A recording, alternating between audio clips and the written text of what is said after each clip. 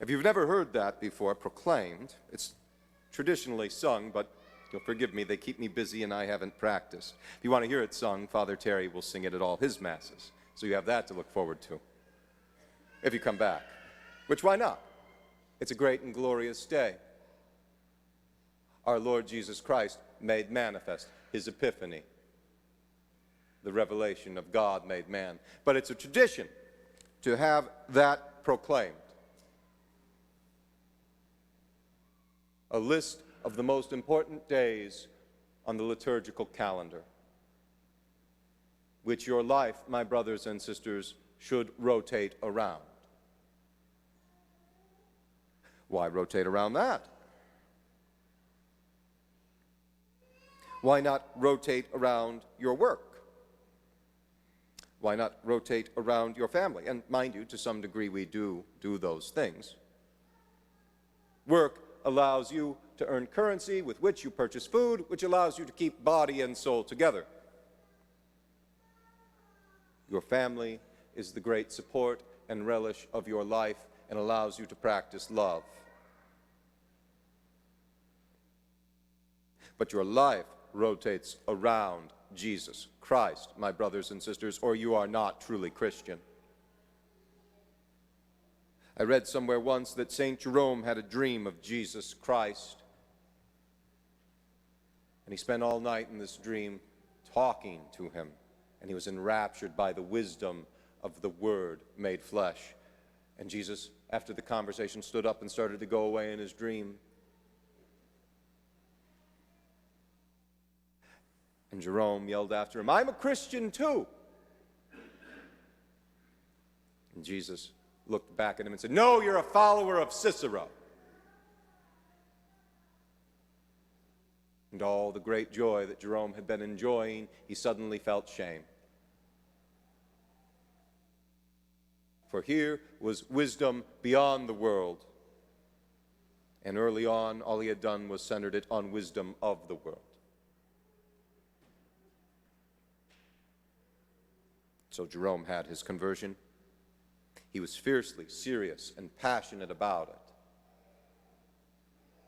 So much so that sometimes he didn't even get along with other Christians. Him and St. Augustine were known to exchange quite angry letters from time to time. And yet, both saints, and yet, both took their weak, broken lives and centered them on one person, Jesus Christ.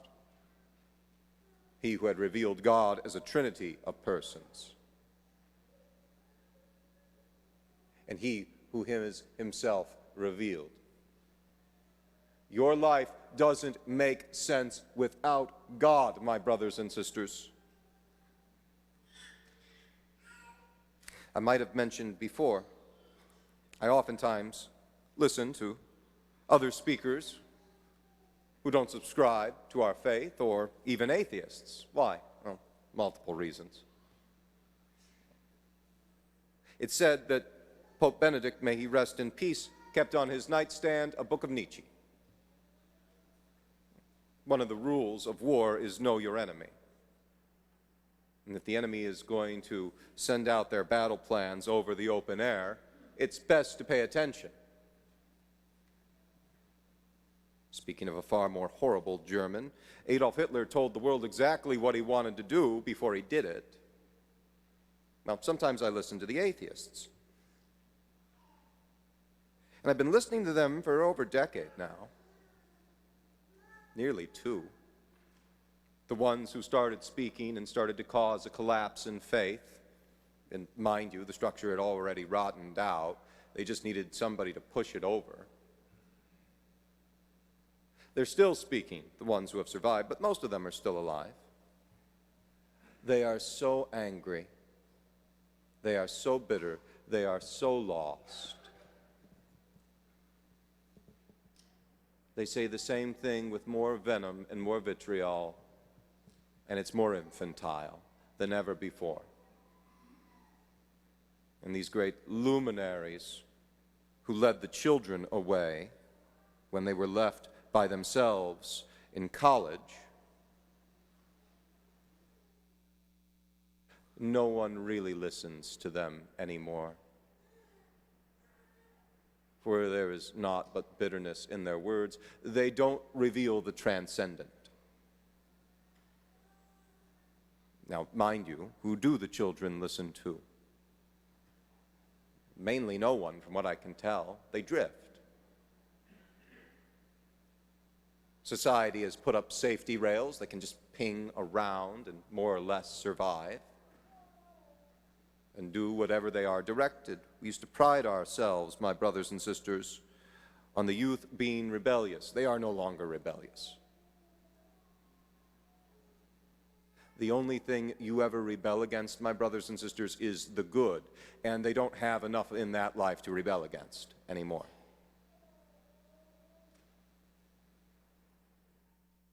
We are slipping back to the state of the pagans, and perhaps worse. What changed that? What fixed the brokenness? Well, it was Jesus Christ. Only God can set it right, because it's His. And we are the effect, not the cause. And yet the first cause continues to reach out and enter into and repair. And we know this. Again, wisdom. Wisdom of the ancients. Oh, how I love wisdom. Do you know what the root of wisdom is? It's fear of the Lord, so Sirach says. I love wisdom. Speaking of children, when I was young, I remember hearing some priest preach about the wisdom of Solomon, and I said, now there's a gift I would want. Well, how do you get it? Fear of the Lord.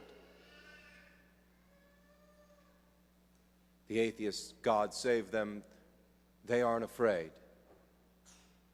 And people who are not afraid normally get themselves killed very easily, because you don't know what the true danger is. The true danger is not being close to your Father when you are a child, who will protect you.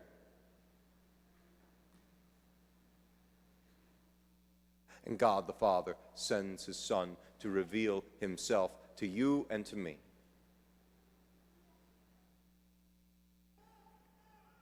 He comes to lift us up and to truly make us free. They are not safety rails that the world is setting up. They are the bars of a cage, my brothers and sisters. It is the commandments that keep you safe in all truth. If you love them, if you follow them, you will not only be safe, you will be free. Jesus Christ comes to set us free. The ancients, their wisdom. The Magi are pagans themselves, and they know they are missing something. But God has left clues scattered throughout nature, and they study and they search. They want the cure. They must find Him. And a star explodes in the sky, and they can read the ancient prophecies, and they know He's there somewhere, and they go looking for Him. They go looking for Him. And what do they find? They find a lukewarm people at best, led by a man who is not even of their faith, even though he pretends. Speaking of the ancients and what they used to say, they said it's better to be Herod's pig than it is to be his son, because Herod would murder his sons. But pretending to be Jewish, he wouldn't eat pork. And they find this dangerous man whom they don't know. Children walking into the adder's lair. And in their innocence and naivete, they tell him who they're looking for. And all he can see is a rival, for the only thing his life rotates around is himself. He's begun the refurbishment of the temple, but that's about him, not God. He's built plenty of palaces for himself. How many rooms can a man live in at a time? One.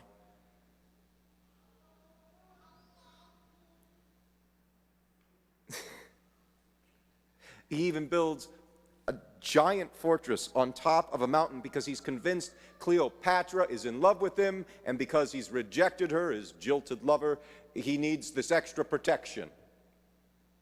Masada, it's called. It's massive. I've been inside of it when I was in the Holy Land. He's crazy. He's insane.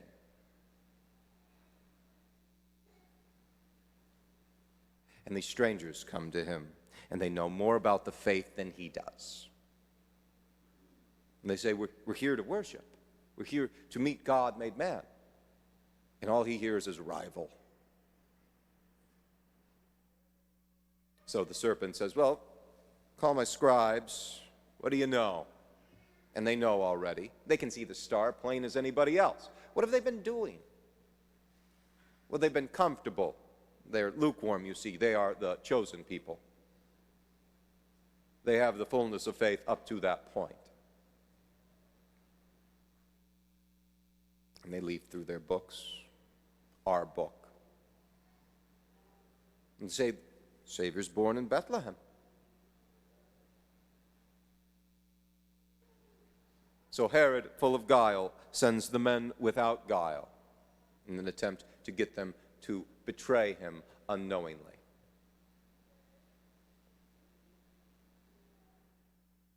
My brothers and sisters, I am not a fan of naivete, not even a little bit, but it is better to be naive and innocent than wise in the ways of the world and a monster. And they go and they find her. And when they find her, they find him. And a carpenter guarding the King of Kings. And the word that is used in the Greek that we translate as prostrated means they full on worship him as God. They know. They know the truth. Their lives are changed. These men become saints.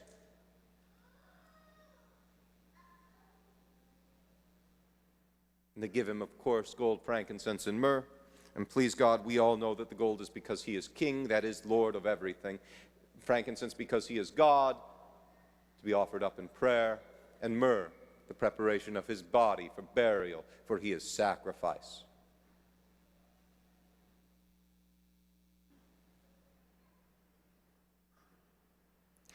Every treasure they have, the whole of their human heart, turned over to him who loves them most.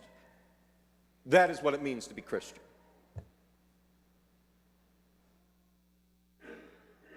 And God protects the innocent, my brothers and sisters. Never give it up. Get rid of the naivete, but never give up your innocence.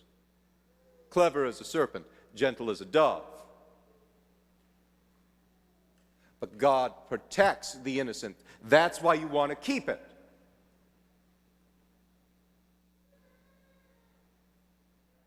He warns them in a dream to get away from Herod, and so they do. I know the story of a woman, true story, who was in France. She was a touch naive. She could speak French. She was waiting for a train, and a Frenchman came up to her and asked her if she wanted to go have some ice cream. So she said, sure. Why not? And they walked across the street into an ice cream parlor, a gelato store, whatever. You know, ice cream. Fine, we're going to go with that. And she sat down, and they had ice cream, and they were having a decent conversation, or so it seemed, and the man excused himself and stood up and went into the back. And she heard in her heart a voice say, run. And she froze. Never heard a voice like that before. And in the back, she could hear his conversation with the store owner, and his designs on her, she suddenly learned, were not innocent. And the voice spoke in her heart a second time, "Run." She got up and she fled out back to the train station. Do you know who she ran into? She ran into a group of nuns. True story. And she was reasonably good at French, and she started to explain her problem, and she turned around, and there was the man running back across the square after her. And the Mother Superior simply put her finger on the girl's lips and told her to sit down and pray with all the other nuns. And the Mother Superior got in front of her, and this angry man came back charging, and suddenly the words he was speaking in French were not nice at all, nor how he was referring to her. And the Mother Superior kept saying to him, "You have the wrong girl. This is one of mine." And eventually he threw his hands up in disgust, and he walked away. And the sisters stayed with that young woman until they put her on a train. And she went on her way safely. God protects the innocent.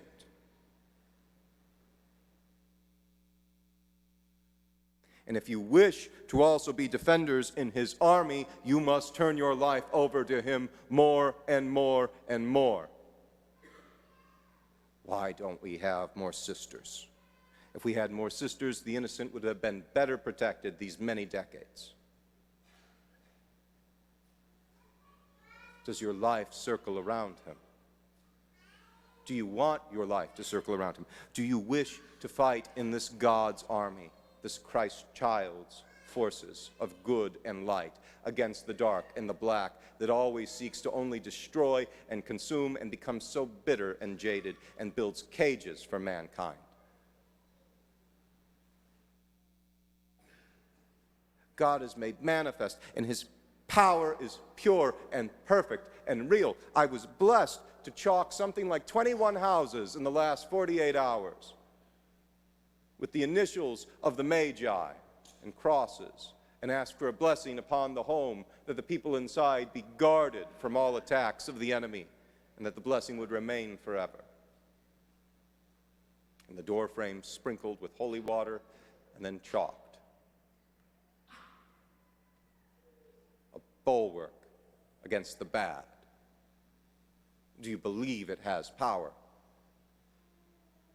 I'll tell you, 10 of the houses I chalked weren't even Catholic. They were Protestants. But some of our brothers and sisters who were their neighbors said, "Would you like this blessing?" They said, "Oh, sure." I said, "Can I receive it?" They said, "Yeah." I said, "But it's Catholic tradition." They said, "Yeah." It's those who are outside the house who are recognizing the blessings. Oh, I love being busy. It wears me out. But it's such a joy. It's such a joy. There was a man who was dying last night. I got a phone call and I went. I took care of him. Philip is now ready to meet the Lord if he hasn't already.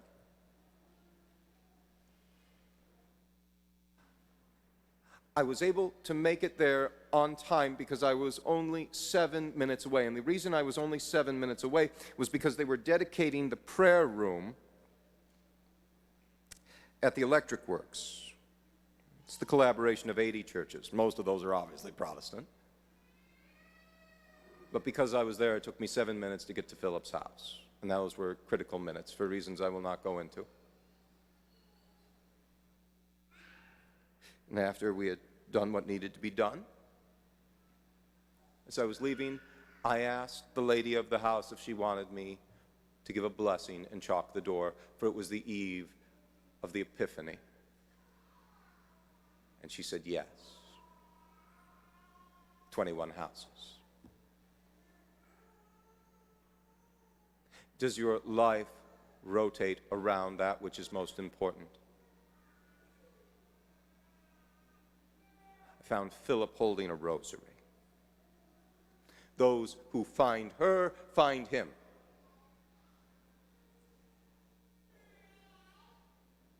and those who seek after him will eventually fall in love with her. She is the seat of wisdom. He sits upon her lap when he is first worshipped by earthly kings, and he changes the world. God is revealed to us. Here on this altar, I will hold him once more. It is the great joy of my life, my brothers and sisters. Is it your greatest joy to receive him? Turn yourself over to him. Empty out whatever you have stored in your treasuries for him. And I don't mean just monetary compensation. I mean your talents, the real you.